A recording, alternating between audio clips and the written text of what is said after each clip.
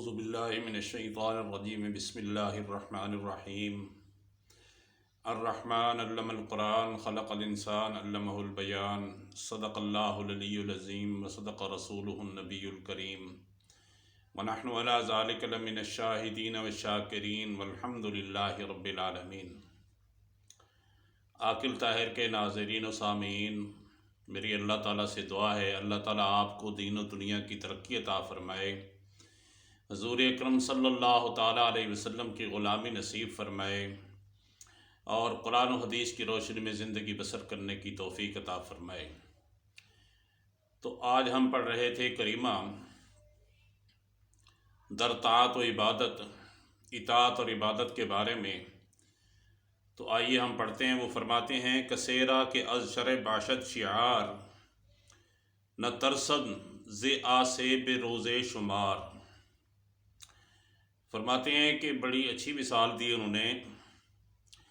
جس شخص کا شرع سے ہوگا لباس، کثیرہ جس شخص کا، کہ از شرع کہ شریعت سے، شرع سے مراد شریعت سے، جو شریعت سے، باشد شعار جو ہوگا اس کا لباس، شعار یعنی جس شخص کا شریعت کا لباس ہوگا،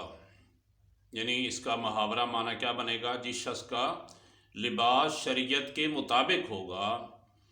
نہ ترسد ز آسیب روز شمار، نہ ترسد وہ نہیں ڈرے گا، ترسیدن ڈرنا، ترسد نہیں ڈرے گا، وہ نہیں ڈرے گا ز آسیب صدمے سے۔ آسیب کا معنی مصیبت، پریشانی، صدمہ، روز شمار قیامت کے دن۔ اب شعار، شعار شرع سے بھی ہے، جس کا معنی ہوتا ہے، شعار اصل لباس کو بھی کہتے ہیں۔ شعار کہتے ہیں اس لباس کو جو جسم کے ساتھ متصل ہو، جو جسم کے ساتھ چمٹا ہوا ہو، جیسے کہ پہلے زمانے میں سلوکے ہوتے تھے، بنیان ہوتی تھی، اور اس کے اوپر جو لباس ہوتا ہے اسے دثار کہتے ہیں۔ تو اب یہ شیخ سعدی رحمۃ اللہ علیہ بڑی اچھی انداز میں بڑی اچھی گفتگو کر رہے ہیں۔ کہتے ہیں کہ جس آدمی کا لباس جو اس کے وجود کے ساتھ چمٹا ہوا ہے، وہ اگر شریعت کا ہوگا، ایک تو اس کا لغوی معنی یعنی کہ وہی لباس، وہی سلوکہ، وہی بنائن، لیکن اس کا اصطلاحی معنی یہ ہے کہ اس کا کردار، شعار سے مراد اس کا کردار، لباس، اس کی زندگی کے نشیب و فراز، اس کے رات دن، اس کے لیل و نہار، اس کے ہر لحظات، اس کے ہر لمحہ، اس کی ہر گفتگو، اس کے تصورات، تخیلات، اس کے معاملات، مناکحات، عبادات، یہ سارے کے سارے اگر شریعت کے مطابق ہوں گے، یعنی کہ قرآن اور حدیث کے مطابق، حضور اکرم صلی اللہ تعالیٰ علیہ وسلم کی شریعت کے مطابق، اور فرمائے کہ جو صحابہ کرام رضوان اللہ تعالیٰ علیہ مجمعین اور اہل بیت ہیں، فرمائے کہ ان کے مطابق اگر ان سے محبت الفت ہوگی تو اس کا شعار اپنائے گا نا۔ جس سے محبت ہوتی ہے، الفت ہوتی ہے، اہل بیت سے محبت ہوگی، صحابہ کرام رضوان اللہ تعالیٰ علیہ مجمعین سے محبت ہوگی، تو پھر ہم اس کا لباس بھی اپنائیں گے، ان کے شعار بھی اپنائیں گے اور ان کی سیرت بھی اپنائیں گے۔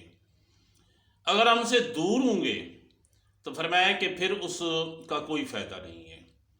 تو زندگی کا ایک ایک لمحہ، ایک ایک لحظہ اور ایک ایک گھڑی، اگر ہماری زندگی کا ایک ایک لمحہ، ہمارا کردار،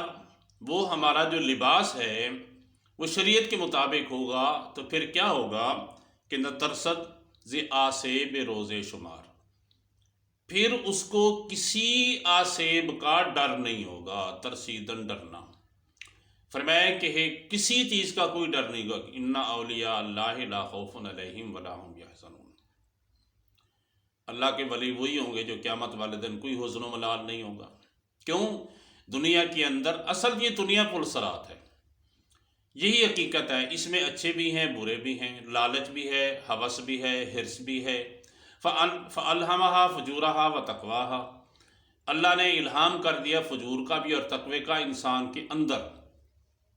اور فجور انسان کو کھینچ کے لا جاتی ہے،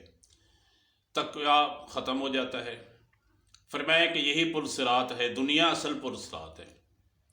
اس میں قدم قدم پر حرص، ہوس، لالچ، طمع، مطلب پرستی، مطلب براری، یہ سارے کے سارے دنیا کے اندر اگر اس سے بچتا ہوا اگر نکل گیا تو پھر وہ ہے اللہ کا ولی، وہ ہے اللہ کا نیک بندہ۔ تو اس وجہ سے انسان، شیخ سعدی فرماتے ہیں کہ اپنا لباس، اپنا شعار شریعت کے مطابق بناؤ، تاکہ کل کلا کو قیامت کے دن، قیامت کی ہولناکیوں سے، قیامت کی پریشانیوں سے، مصائب و آلام سے، اس کے آسیب سے تمہیں چھٹکارا ملے اور تمہیں ڈر نہ ہو۔ دعا ہے اللہ تعالیٰ سے، اللہ تعالیٰ مجھے اور آپ کو قرآن و حدیث کی روشنی میں زندگی بسر کرنے کی توفیق عطا فرمائے، حضور اکرم صلی اللہ علیہ وسلم کی غلامی نصیب فرمائے۔ ھذا ھو المرام، الا تبقی المرام، واللہ اعلم بحقیقت الکلام۔